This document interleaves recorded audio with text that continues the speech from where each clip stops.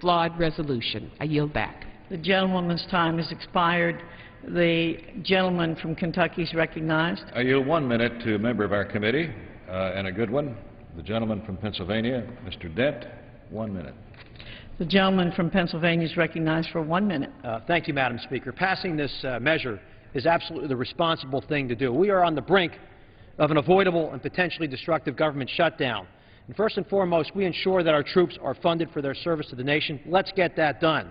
But the American people elected us to ensure the federal government runs effectively and efficiently, and allowing even a temporary shutdown is a failure of our most basic responsibility as members of Congress.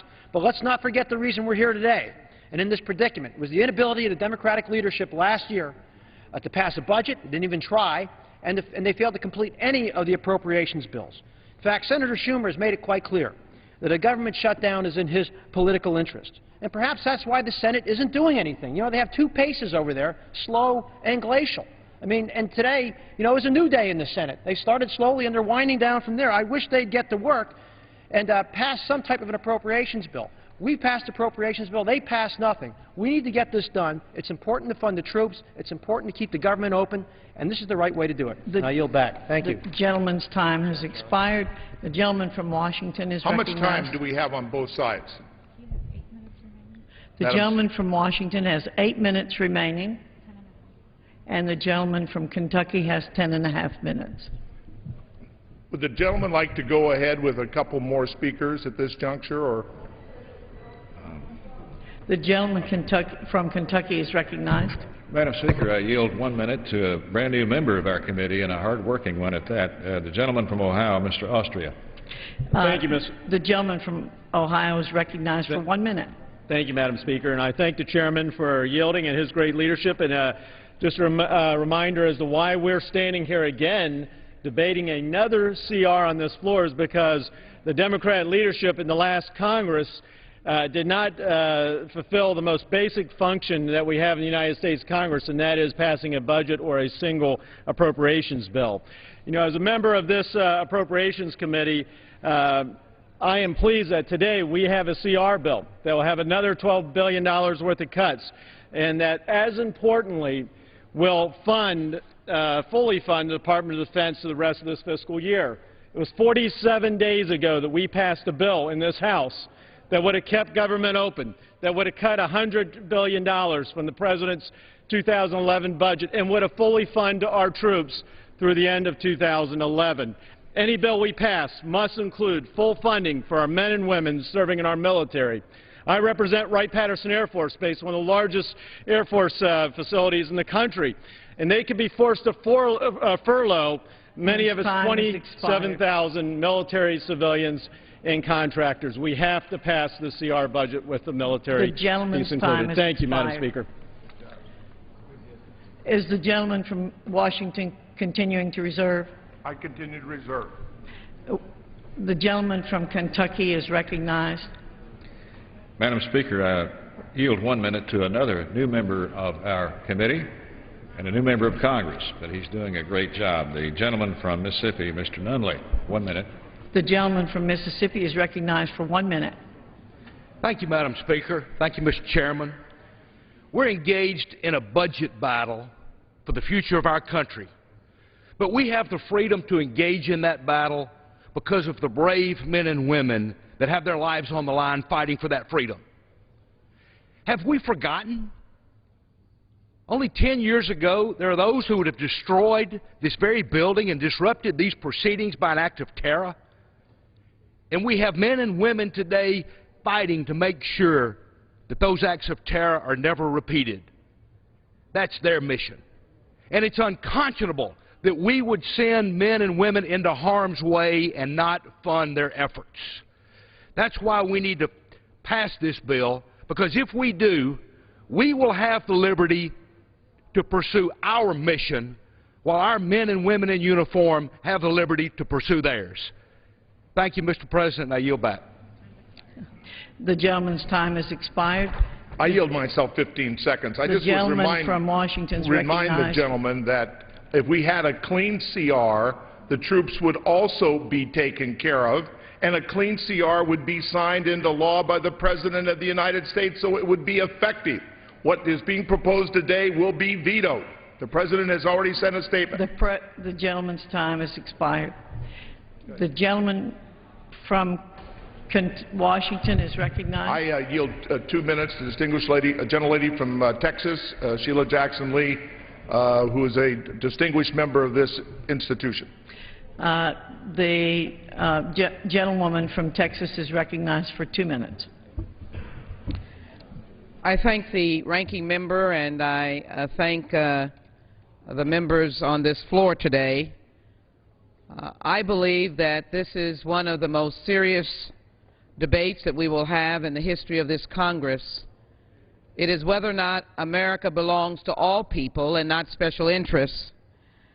Coming from the state of Texas, I can tell you that statistics will say that we probably have the highest number of men and women serving in the United States military, a large number of bases, a large number of veterans, and we well know of the values of those men and women who sacrifice and leave their families and go overseas. But I said yesterday on the floor of the House, we have values. As my colleagues have said, can we say it one more time? We will support a clean CR to pay our troops, to pay their families, to keep the doors of our hospitals open, to provide Medicare for our seniors and Medicaid and education for our children. But no, friends on the other side are strangled by special interests, picket signs, and loud shouts about shut it down. The President has already said he will veto this silly legislative initiative. Why are we in the midst of a serious budget debate? By the way, the Ryan budget that has been put out by the Republicans will deny 66% of citizens, of seniors, off of Medicare. They will be off. We will not balance the budget under the Ryan budget till 2040. It will cause $8 trillion more debt. It's hard for America to understand this complicated process. It seems confusing. But, my friends, we're talking about last year, where people have already committed, making commitments to pay their bills, like you would make commitments. And then in the middle, you'd be shortchanged or cut off. Where's the heart on the other side? Yes, yesterday I said, shut the government down if you have no heart, because we're not going to compromise our values. This is wrong-headed, misdirected. I ask you to vote it down and vote for the American people. I yield back. The gentleman from Kentucky is recognized. I yield 1 minute, Madam Speaker, to the gentleman from Alabama, a member of the Armed Services Committee, Mr. Brooks. 1 minute. The gentleman from Alabama is recognized for 1 minute. Thank you, Mr. Speaker. Let's remind everybody why we're here. We're here because we're trying to save our federal government from unsustainable budget deficits. During the regime of Nancy Pelosi as House Speaker and Majority Leader over in the Senate, Harry Reid, we have had 4 consecutive budget deficits that average $1.2 billion a year. Those are unsustainable. They threaten our federal government solvency. We are facing a national bankruptcy. And so what are we trying to do today? We're trying to protect our troops who are in Afghanistan and Iraq so that they don't have to worry about whether their homes are going to be foreclosed on as they're off doing battle and their kids and their wives are at home. That's what this bill is. No, I will not yield. We have people from Alabama who are in Colony, Alabama, a lady who has 2 young children, age 3 twins, and she's fighting on behalf of our country. We have soldiers that I met in Afghanistan and Iraq that are fighting on our behalf, and I ask that this House and this Senate do what we should do, and that is protect our troops by funding them adequately and don't leave them in the position where they are not able to take care of their own people at home. The gentleman's time has expired. The gentleman from Washington is recognized. Madam Speaker, does the gentleman from Kentucky have further speakers? Why don't we? I do have further speakers. Why don't you go ahead and then? The gentleman from Washington is recognized. I reserve my time. May I inquire the gentleman how many more speakers? I have 1 speaker, that's me, to finish. You're the last speaker. Not speaker. And you have the right to close, as I understand it. Yes. Thank you, gentleman. The gentleman from Kentucky is recognized. I yield 3 minutes to the distinguished gentleman from Indiana. For 3 minutes, Mr. Pence. The gentleman from Indiana is recognized for 3 minutes. Thank you, Madam Speaker. I ask unanimous consent to revise and extend my remarks. I thank the gentleman for yielding. I rise in support of the Department of Defense and further Continuing Appropriations Act. This one-week continuing resolution will fully fund the Department of Defense for the remainder of the fiscal year and reduce government spending by $12 billion, and it is worthy of the support of every member of Congress. Look, no one wants a government shutdown. But if we don't take a stand for fiscal discipline in Washington, D.C., we're going to shut down the future for our children and grandchildren. The gentleman yield. I respectfully will not. To be honest with you, I'm frustrated that we're here again with another stopgap measure. I'm frustrated that liberals in the Senate continue to resist efforts to accept even modest budget cuts in this year's budget. We're talking about a 2% reduction in this year's budget. That's unacceptable to the liberals down the hallway. It seems like liberals in the Senate would rather shut the government down than accept a 2% cut in the federal budget. It seems like liberals in the Senate would rather shut the government down so they can continue to borrow money from China to fund the largest abortion provider in America. But in this moment, I'm going to support this resolution because the troops come first. We cannot put fiscal battles ahead of support for those who are currently engaged in America's real battles. This CR reaffirms our commitment to our troops. It fully funds DOD for the balance of the year, and it reaffirms our commitment to our most cherished ally, Israel, during these uncertain days. Now, earlier this week, Senator Harry Reid said the biggest gap in negotiations is between Republicans and Republicans. Well, nothing could be further from the truth. The biggest gap in these negotiations over a possible government shutdown are between liberals here in Washington, D.C. and the American people. That's where the gaps lie. And the American people want to restore fiscal discipline and provide for the common defense, and they know we can do it. Today, Senator Reid took to the floor of the Senate and called this very resolution, quote, a surefire way to shut down the government. And astonishingly, the Commander-in-Chief has threatened to veto a bill that would fund our troops at a time of war. Astonishing. Well, look, we're going to pass this continuing resolution. We are going to fund our troops in harm's way and stationed all across the world and all across this nation. And if Democrats here in Washington would rather play political games and shut down the government than support our troops, defend our treasury, and respect our values, then I say shut it down. And I'm certain the American people are going to know who to blame. The gentleman yields back. The gentleman from Kentucky is recognized. Thanks. Good job. Really good job.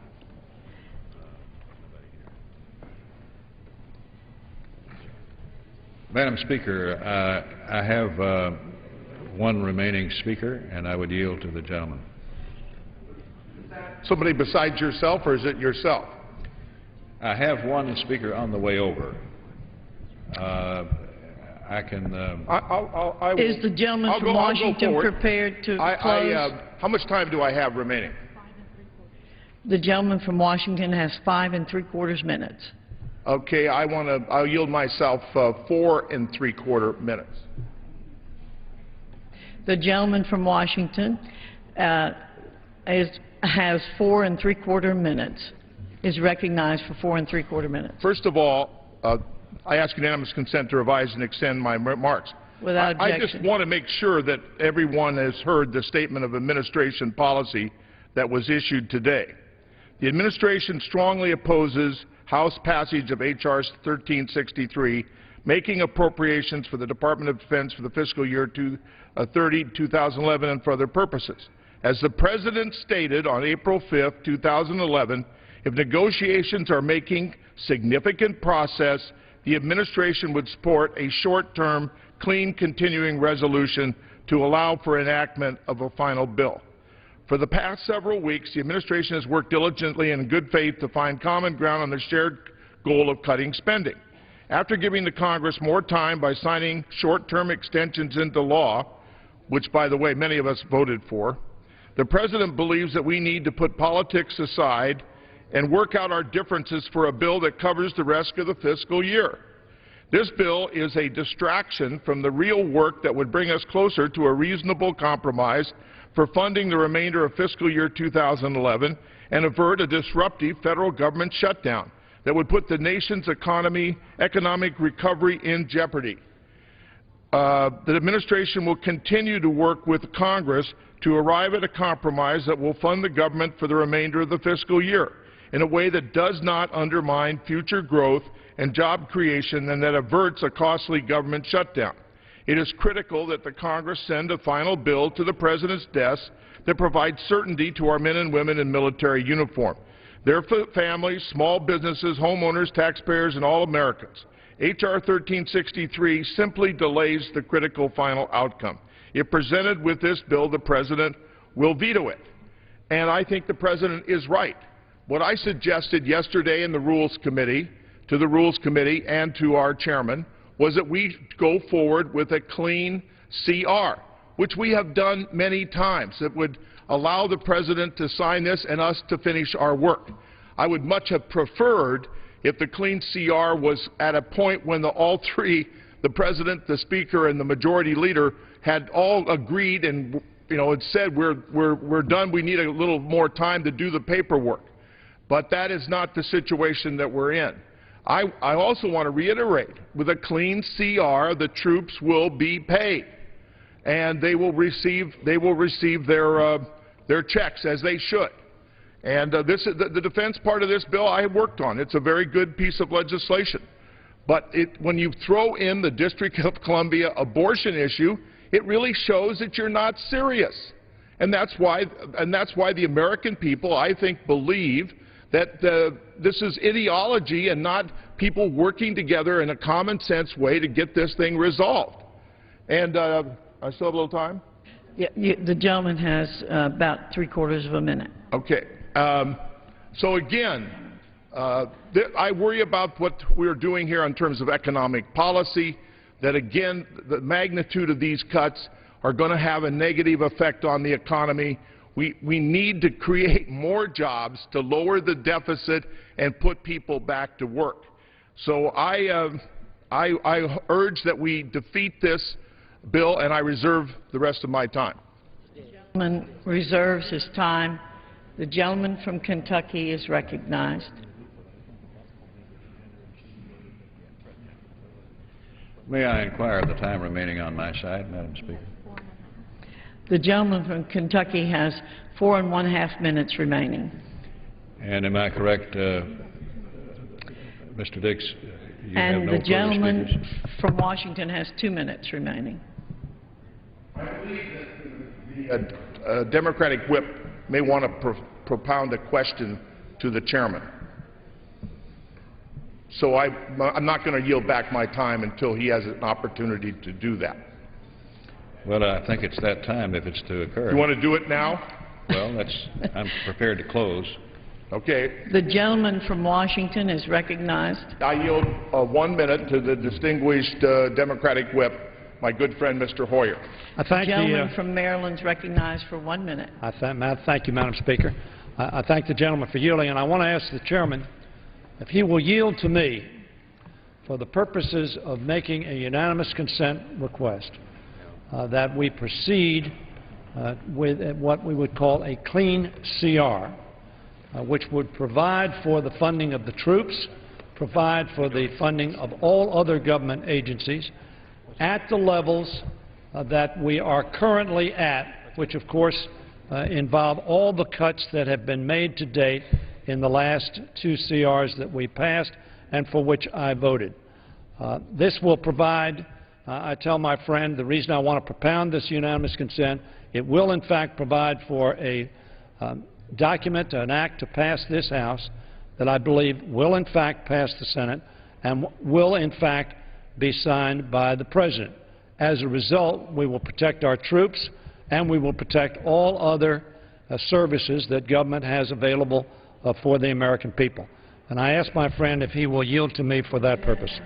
Maryland's time has expired. I yield to the gentleman another 30 seconds. The gentleman from Maryland is recognized for 30 seconds. I think I had concluded, Madam Speaker, in asking the chairman whether he would yield to me for the purpose of making that unanimous consent so that we could, in fact, have an act passed this House that we know will be signed by the President and will protect the troops and will keep the government open.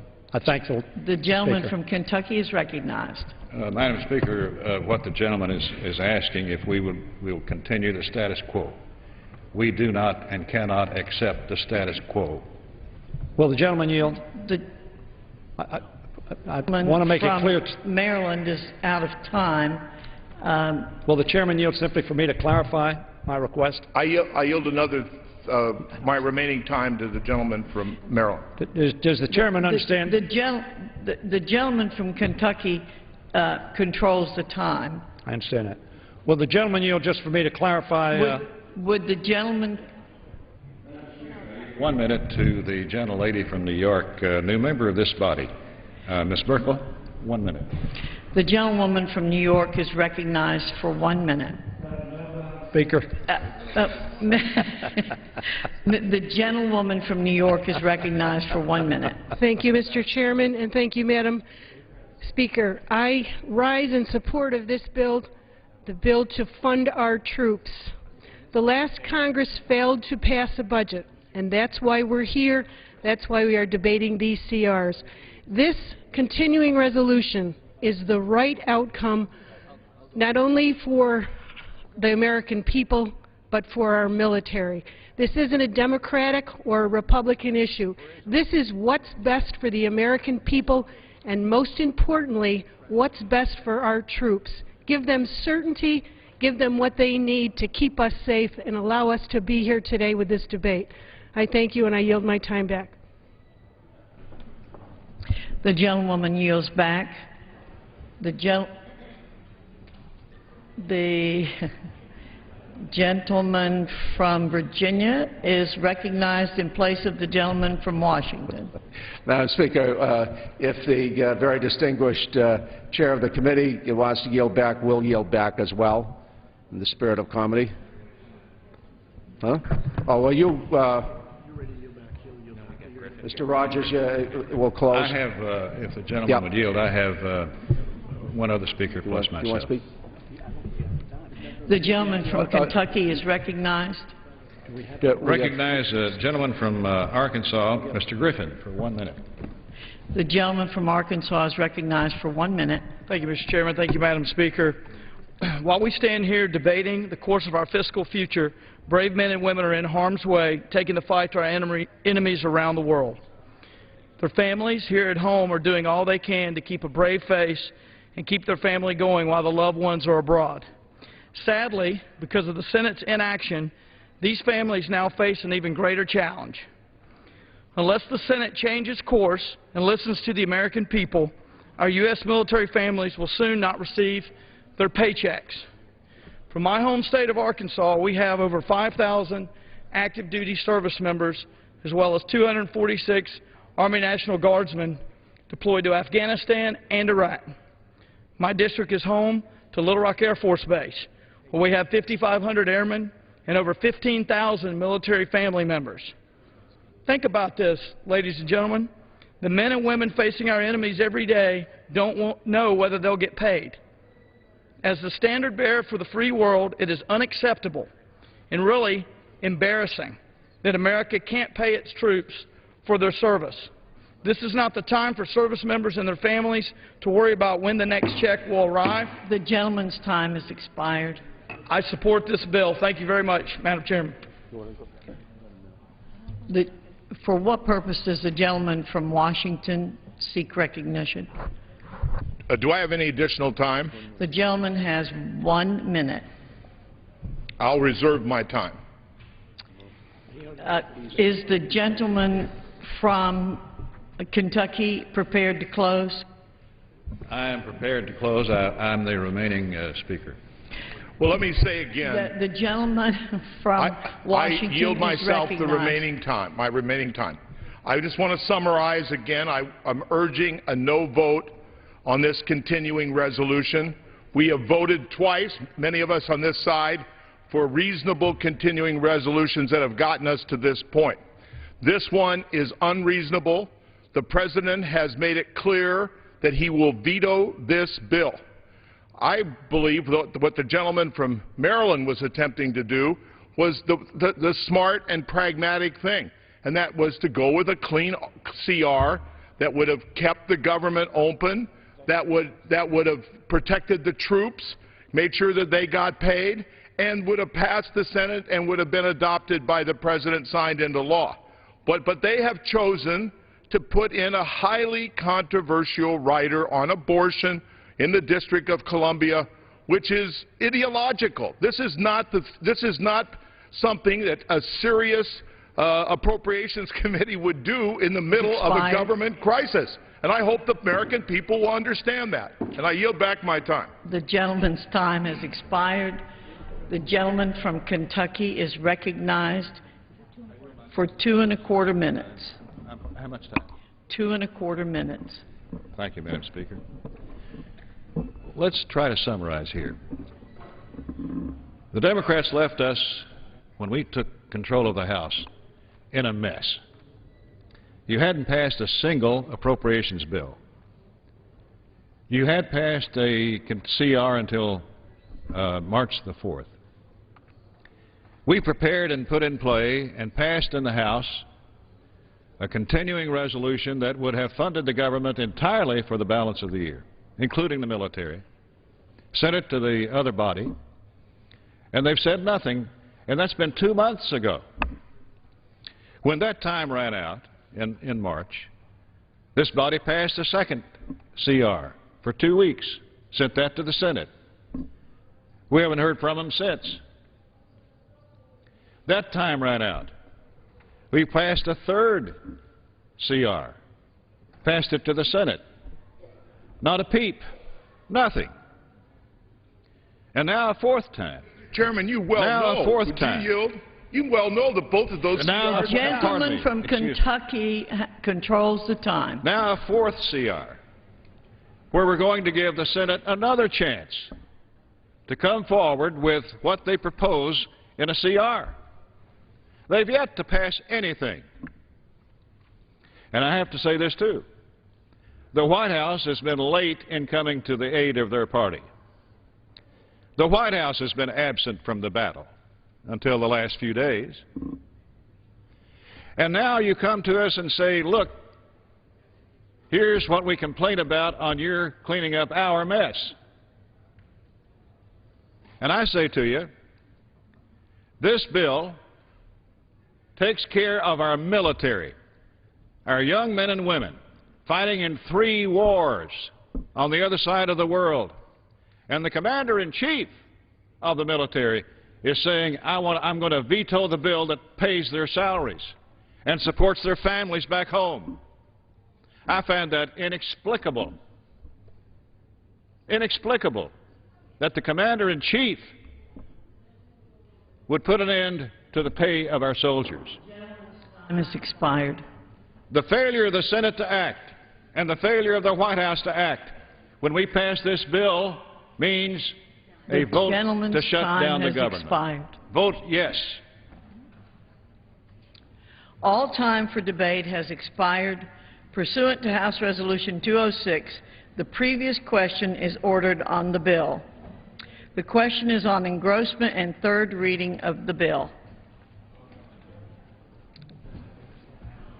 All those in favor say aye. Those opposed, no. The ayes have it. Third reading. Bill making appropriations for the Department of Defense for the fiscal year ending September 30th, 2011, and for other purposes. For what purpose does the gentleman from Maryland arise? Madam Speaker, I have a motion to recommit it to desk. Is the gentleman opposed to the bill? Yes, ma'am, I am.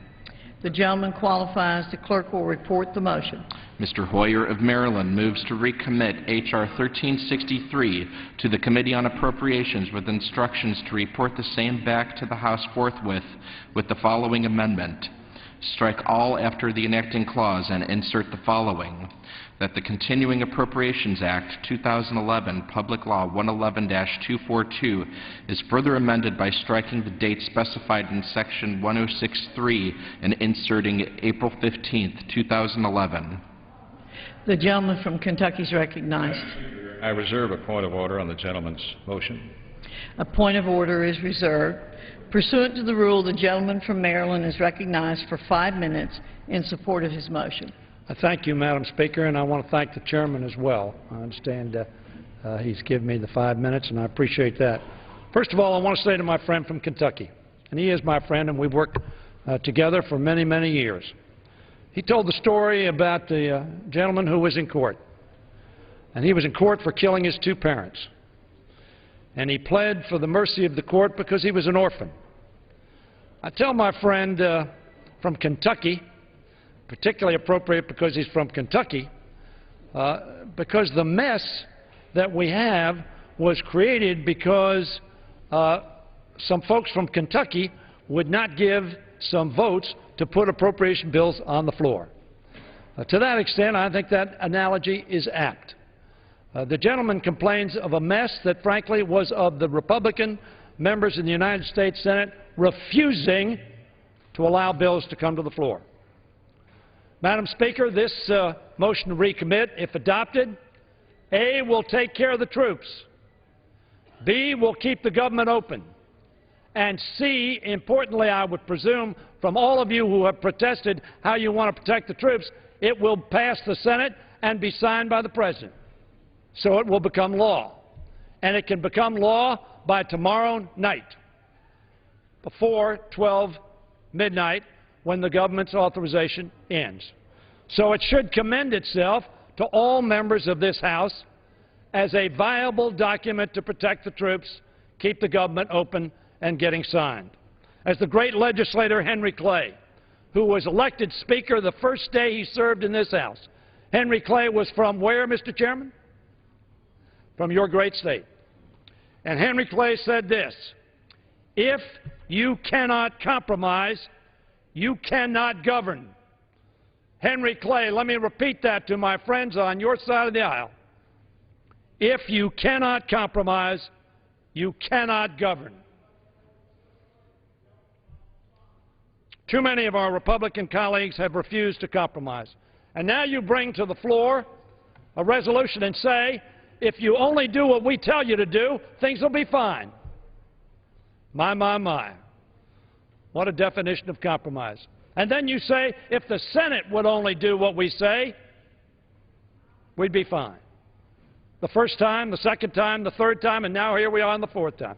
Now, I supported you, as you know, on the second time and third time because I thought it was reasonable to give that opportunity, and the cuts you were asking for, yes, I thought would be included at some point in time. The Senate passed those 2. The Senate, by the way, passed those 2 resolutions, as we indicated they would.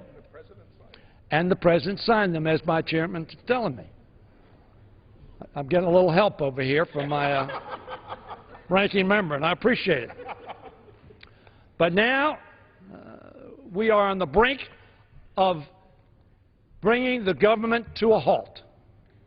That makes no sense, and anybody here knows that to be the case. My friend, Mr. Simpson, for whom I have a great deal of respect, knows that it makes no sense. In fact, many of your folks who have said shut it down in the past are now saying we don't want to shut it down because they know the American people thinks that makes no sense. Republicans showed their priorities when they passed a spending bill that cuts billions in scientific research, kicks 200,000 children out of Head Start, and cuts college age for millions of middle-class students. Yes, we don't agree with those priorities. They're not our priorities. We think we need to invest in growing this economy and growing jobs. We think we need to invest in young people so that they can have the educational opportunity that Ronald Reagan said Head Start worked, George Bush the first said it worked, George Bush the second said it worked. We don't want to cut 200,000 children out of that program. We think it's important to make sure that future of our country is secured by educating those children. You've shown your priorities when you threatened government shutdown over divisive social policy riders. Governor Daniels, a candidate for president, I understand, the governor of Indiana, said, take the social issues and consider them on another bill. Let's get the finances of our country in order first. That's what you say you want to do. We want to help you do that. We'll work with you on that. We have been working with you on that. That's why I voted for the last two CRs, and the Senate passed it and the President signed it. But, Madam Speaker, this motion to recommit will allow for our troops to be taken care of as they should be. And by the way, they will be taken care of even if we have a shutdown because they are critical to our national security. Its time has expired. I thank the Speaker, and I would urge the adoption of this motion to recommit that will be signed by the President of the United States. The gentleman from Kentucky is recognized. I wish to speak on the point of order. The gentleman may state his point of order. Madam Speaker, the amendment or motion proposes a net increase in budget authority in the bill. The amendment is not in order under Section 3J3 of House Resolution 5, 112th Congress, which states, it shall not be in order to consider an amendment to a general appropriations bill proposing a net increase in budget authority in the bill unless considered en bloc with another amendment or amendments proposing an equal or greater decrease in such budget authority pursuant to Clause 2F of Rule 21. The amendment proposes a net increase in budget authority in the bill in violation of that section. I ask for a ruling from the Chair. Does any other member wish to speak on the point of order? Madam Speaker? The gentleman from Maryland is recognized. I thank the Speaker. Madam Speaker, this motion to recommit speaks directly to the funding of government. The continuing resolution offered by the gentleman from Kentucky, he has repeatedly said its objective is to fund the government and keep the government open. This is an alternative which argues for the fact that we want to pass a piece of legislation that the President of the United States says he will sign. It is simply for 1 week. It is simply a short period of time while we negotiate, and I urge the Speaker to find this motion to recommit consistent with the rules and consistent with the objectives of the legislation that is under consideration. The Chair is prepared to rule. The gentleman from Kentucky makes a point of order that the motion offered by the gentleman from Maryland violates Section 3J3 of House Resolution 5. Section 3J3 establishes a point of order against an amendment proposing a net increase in budget authority in the pending bill. The Chair has been persuasively guided by an estimate from the Chair of the Committee on the Budget that the motion proposes a net increase in budget authority in the bill. Therefore, the point of order is sustained. The motion is not in order. Thank you, Madam Speaker. Madam Speaker, I appeal the ruling of the Chair. The gentleman appeals the ruling of the Chair. Madam Speaker, I move to table the motion. The question is, shall the decision of the Chair stand as the judgment of the House? Purpose does the gentleman from Kentucky rise? Madam Speaker, I move to table the motion. The question is on the motion to table. Those in favor, please say aye. Those opposed, please say no. In the opinion of the Chair, the ayes have it. Madam Speaker, I ask for a roll call vote. Ask for the yeas and nays. Yeas and nays. The yeas and nays are requested. Those favoring a vote by the yeas and nays will rise. A sufficient number having risen, the yeas and nays are ordered. Members will record their votes by electronic device. Pursuant to Clause 9 of Rule 20, this 15-minute vote on the motion to table will be followed by a 5-minute vote on passage of the bill if arising without further proceedings in recommittal.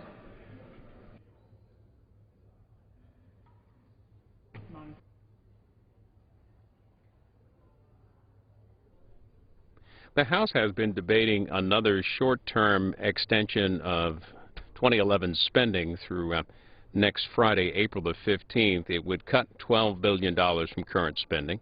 It would also fund the Defense Department through the end of this fiscal year. The effort here by Democratic Whip Steny Hoyer is basically the fourth effort. This motion attempted a motion to recommit to instead get the House to pass what he's calling a clean CR without any budget cuts and without any part dealing with the Pentagon or defense spending for the rest of the year. This is a procedural vote related to that, and the first in a series of what we expect will be 4 votes on the House floor, which should include final passage of this short-term continuing resolution for fiscal year 2011, the 7th such bill. We spoke earlier today to a reporter who's been covering all of this. John Shaw of Market News International joining us on the phone. How much support is this proposed one-week spending bill going to get later on in the final vote? Well, I think when they vote on it finally, it's going to get almost unanimous, if not unanimous, Republican support, but virtually no and perhaps no Democratic votes. Republicans say this is a plausible way to keep the government funded while talks continue on the broader bill to fund government until September of this year. Democrats say it's an extraordinarily partisan stopgap bill. As you pointed out, it's for 1 week. It funds the Pentagon for the rest of the year. It cuts $12 billion, which Democrats say is very steep for just a one bill extension. It also includes a raft of policy provisions, which they say have been debated for years, sometimes decades, and to jam them into this stopgap bill they think is provocative and signals that the Republicans are bringing this bill forward largely to protect themselves politically if the government does shut down. Well, over the last couple of weeks, since the last CR was passed, all of this talk about, on both sides, on reaching an agreement on spending levels through September. We weren't going to pass another continuing resolution. So how did Republicans decide now to pursue this one-week extension? Well, I think they are in active talks on the broader bill, but it's clear that these talks are going slowly, and I think this is largely a bill to give some put it candidly, political cover to Republicans that if these talks do not reach an agreement, that they can at least say that they voted for a measure to keep the government running. So it's virtually everyone, including Republicans privately, say this bill is largely a measure to inoculate themselves politically if the government shuts down. Well, the talks on the longer-term spending bill through the end of the year, those talks continue. But on the floor this morning, the floor of the U.S. Senate, Harry Reid said this short-term measure, this continuing resolution, was, quote, a non-starter. What's going to happen when this bill, if it passes the House, gets over to the Senate? I don't think it's going to go anywhere. I think the Democrats will probably substitute a clean CR along the lines that Mr. Dix was suggesting, just a clean one-week extension. Republicans would certainly block that. And so I think this is part of the kind of tactical back and forth that is in play. But I think the main event continues to be the talks between the President, the Speaker, Mr. Boehner, the Senate Majority Leader Harry Reid, trying to reach a broad agreement on funding.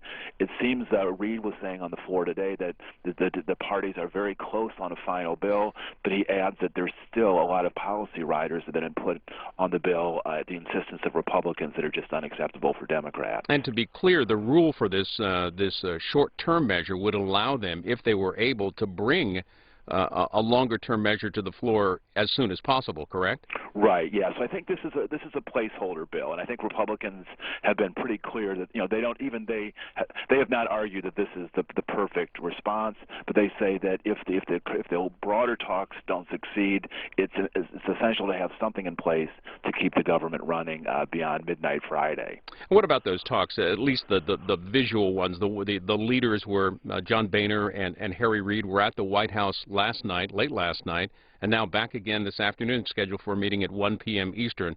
What does President Obama want to talk to him about? I think he wants to see if a deal is done. I mean, is doable. They've spent a lot of time together. They seem to have narrowed the differences, but I think they're at a point now where they really need to figure out if an agreement can happen. And everyone seemed to leave the White House last night saying that the momentum was positive, that they were narrowing the differences. But then Senator Reid came on the Senate floor about 10 o'clock this morning and said that he thought that things were moving in the opposite direction, that the The Republicans were insisting on policy riders that were unacceptable, and this meeting later today at the White House seems to be a last-ditch effort to see if an agreement can be reached before the government begins to shut down on Friday at midnight. Hey, John Shaw of Market News of International, thanks as always for your insight. Thank you. And since our conversation with John Shaw, it has been announced the President has issued a statement of administration policy that they will veto the latest continuing resolution as it stands now, although the White House spokesman Jay Carney briefing reporters at this hour, Susan Crabtree of the Hill tweets that the press spokesperson says that the President will, quote, support a clean CR. It's not necessary to start all over when we are so close. That's from the White House briefing that is underway, and should be underway also at the White House. Meetings with Harry Reid, the Majority Leader, and Speaker Boehner, invited to back down to the White House by President Obama. Well, news of that potential veto threat of the President actually came on the House floor in a colloquy between Representative Eric Cantor, who laid out the agenda of the House over the next couple of days, and the Minority Whip, the Democratic Whip, Steny Hoyer. We're going to show you some of that conversation and give you an idea of what's ahead for Friday and the weekend. This is from earlier on the House floor. Mr. Speaker, I ask unanimous consent to speak out of order for 1 minute for the purpose of informing the members of a change in the upcoming legislative schedule. Without objection, the gentleman is recognized. Thank you, Mr. Speaker. I'd like to inform my colleagues that the House will meet at 10 a.m. for morning hour and 12 p.m. for legislative business tomorrow. As the members know, this is a change from the original calendar. Due to ongoing negotiations, Mr. Speaker, surrounding continued appropriations for the remainder of fiscal year 2011, I believe it is both appropriate and necessary for this House to be in session tomorrow. I expect legislative business to include, but may not be limited to, H.J. Res. 37, a resolution of disapproval regarding the FCC's recent Internet and broadband industry practices regulation ruling. Votes are possible at any time afternoon tomorrow. At this point, it is too early to tell whether the House will need to be in session this weekend. In the case of lapse in appropriations, however, I fully expect the House to meet. Mr. Speaker, we will not leave town until we have fulfilled our obligation to cut spending, to begin getting our fiscal house in order, and to keep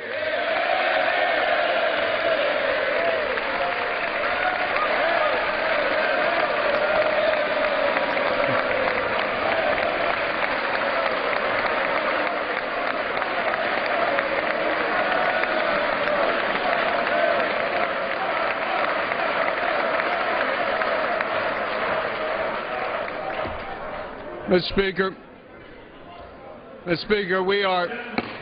House will come to order. Mr. Speaker, we are committed to getting our fiscal. Gentleman will suspend. The House will come to order. Mr. Speaker, we are committed to getting our fiscal house in order and to keep the government functioning. Therefore, members should keep their schedules for this weekend as flexible as possible, and I yield back. I thank the Majority Leader for yielding, and I share his view that we ought to keep the government running for not only the sake of our economy, but for the sake of all those that rely on the federal government. My friend has made the observation in the past that shutting down the government, and I believe the Speaker has made the same observation, was not a rational policy for us to pursue. I ask the gentleman because I believe that the resolution that we will be considering will not either pass the Senate nor be signed by the President. In light of that, and in light of the fact that the Majority Leader of the Senate and the Speaker have both indicated that negotiations are ongoing, would the gentleman agree to a unanimous consent that we, as we have done so often in the past, when the majority Democrats that were in control of the House and the Senate disagreed with President Bush, that we would have a hold in place, unanimous consent, continuing resolution, not changing the status on either side of the negotiations for 7 days, which would give the parties the opportunity to come to an agreement. My understanding from the leader of the Senate is that we have agreed to some $70 billion in cuts, which is a substantial way towards what you wanted, and a show that we share the view that we need to have fiscal restraint. So I asked my friend if I made a unanimous consent request that we continue the government authority to stay in running until next Friday without changing the status quo so that neither party would be disadvantaged, and that our government would, in fact, as the gentleman observes as his objective, be able to stay in service to the American people.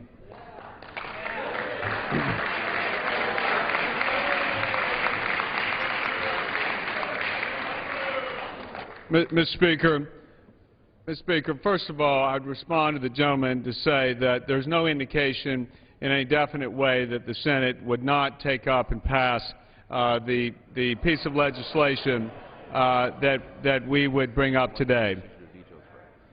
As a response to the second part of his inquiry regarding our going along with the unanimous consent, I would say to the gentleman, no. We don't accept the status quo.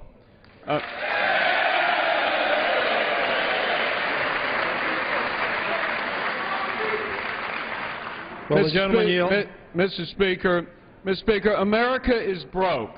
That is why we are trying to address the need. That is why we are trying to address the need to get our. Mr. Speaker, the House is not in order. Gentleman's correct. House is not in order. Mr. Speaker, that is why we are trying to address our fiscal crisis and to get the debt under control. Mr. Speaker. Will the gentleman yield? Will the gentleman yield? I yield. I want to inform the gentleman that the White House has just issued an intent to veto the resolution that you are offering. I tell my friend that if, in fact, the gentleman wants to keep the government running while negotiations proceed, we have already agreed to a substantial billions of dollars in reductions in spending for 2011. We did so, and we've agreed on that. As a matter of fact, as the gentleman knows, I have voted for both of the previous resolutions. I believed both of those could pass, and in fact, I was correct. They did pass. I tell my friend this resolution, in my view, will not pass. However, it is my understanding that both the Speaker and Mr. Reid and the President are continuing to have discussions to try to overcome this impasse. That is the legislative process. We never shut down the government when we had the majority and President Bush was in power. And the reason, and I tell my friend, the reason we did not shut it down is because House will come to order. Gentleman will suspend. Is because we agreed with the premise you have stated and the premise the Speaker has stated, that shutting down the government was not a process that was useful for our economy, for jobs, for our people, or for the services that are expected of us. What is useful is for us to rationally provide a context in which negotiations, which quite obviously have not yet been completed, are completed. Now, you've heard me talk about the Perfectionist Caucus. You can't get it all your way. We can't get it all our way. But in fact, the American public overwhelmingly elected President Obama for a 4-year term. He's in office. Now, Mr. Gingrich said that we were ignoring the 2010 election results. We observed that the 2008 election results were regularly ignored by your side of the aisle in the last 2 years. What I am saying to my friend, there is a rational way for us to proceed. And very frankly, when we were in your shoes, we did so, when we couldn't reach agreement with President Bush. House will come to order. Now, House will come to order. The Tea Party on your side, as so often is the case,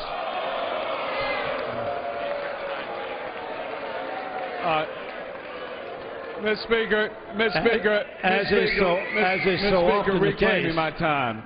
As is so often the case. Ms. Speaker, reclaiming my time. Gentleman reclaims his time. Majority Leader. I would say let us look at why we are where we are to begin with. You know,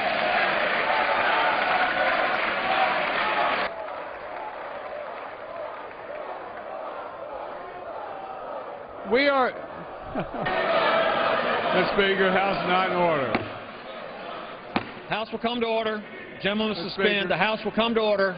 Gentleman has the right to be heard. I tell my come to friend, order. we have little doubt on our House side of the is not, aisle why Mr. we're where we Speaker, are I'm today. reclaiming my time.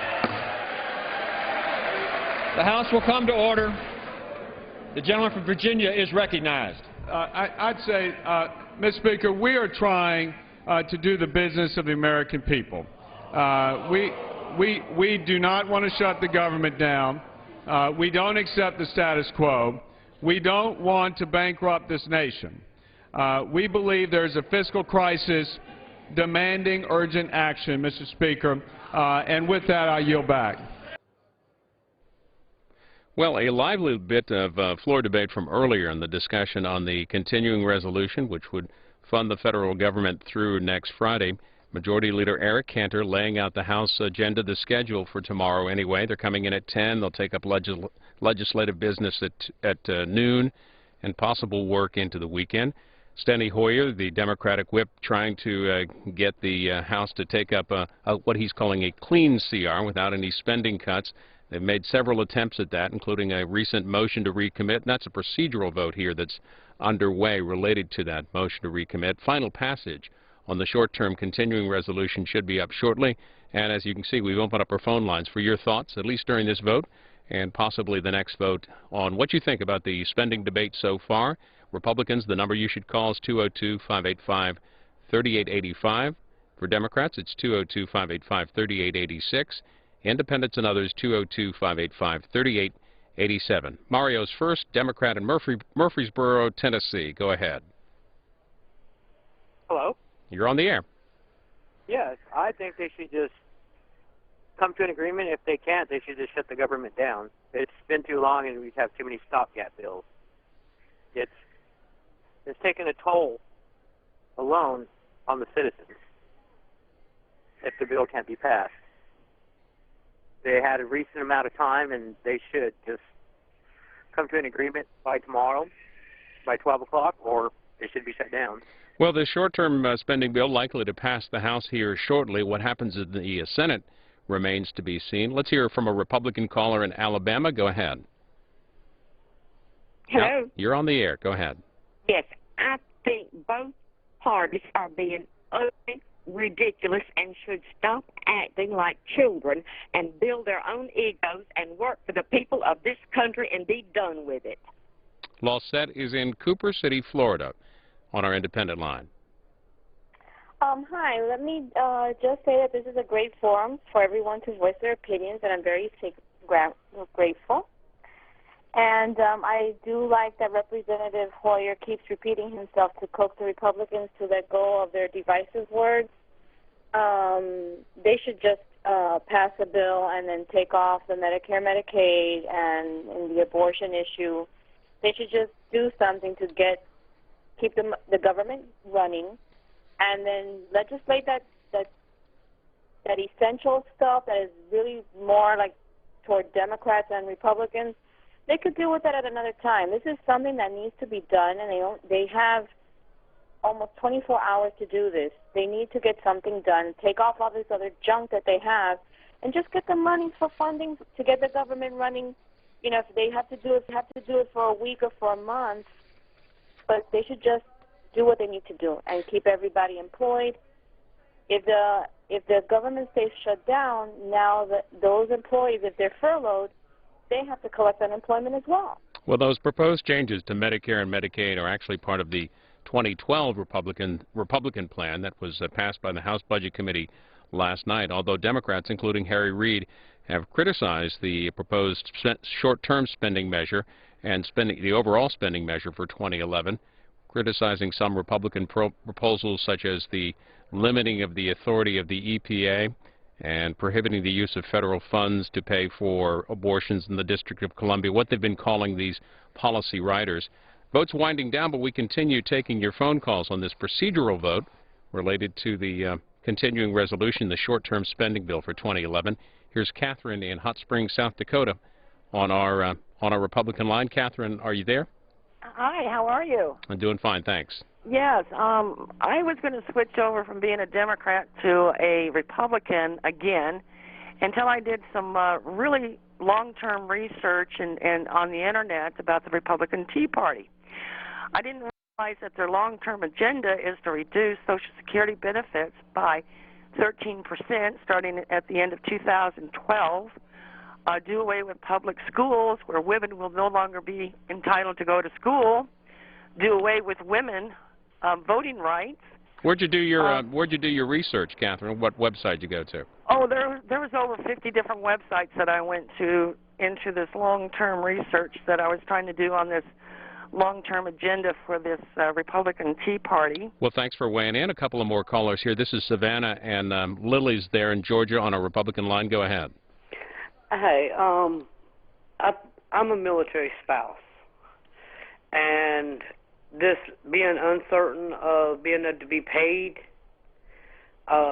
is putting a really big hit on us as military families. Have you heard if you will be paid, or what's the word? We're on hold right now. We don't know. We're waiting to see what y'all do.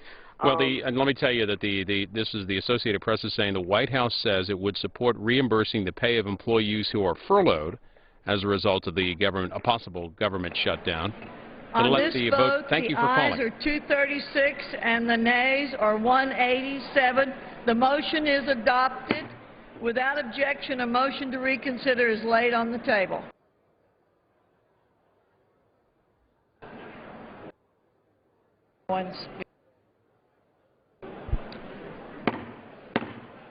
The House will come to order.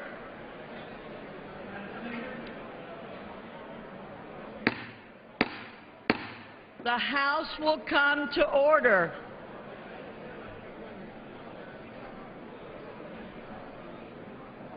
For what purpose does the gentleman from New York seek recognition? I seek recognition. I have a motion to recommit it